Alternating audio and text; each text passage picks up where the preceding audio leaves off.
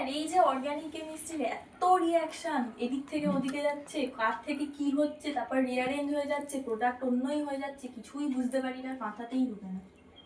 দেখ, এই যে আমরা চেস খেলছি, অর্গানিক কেমিস্ট্রি ঠিক এই চেস খেলার মতো। এই যে ধর পিসেসগুলো আছে, এর এক একটা এক এক রকম আমরা জানি কি দান হয়, তার অ্যাপ্লাই করলে আমরা কোনো একটা গুটিকে খেতে পারি, হ্যাঁ কি না? তুইও ঠিক এই রিয়াকশানগুলোকে এরকম ভাব, প্রত্যেকটা কনভার্সন, প্রত্যেকটা রিয়াকশান তার একটা অ্যাপ্লিকেশন আছে। তোকে আমাকে তার ইম্পর্টেন্স বুঝতে হবে কীভাবে কোনটা থেকে কী হয়।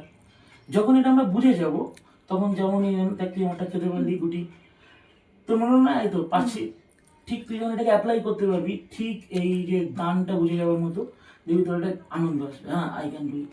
দেন যেমন এক সময় খেলায় চেকমেট হয়, তুইও কনভার্সন করে চেকমেট করে দিতে পারবি, বুঝলিস?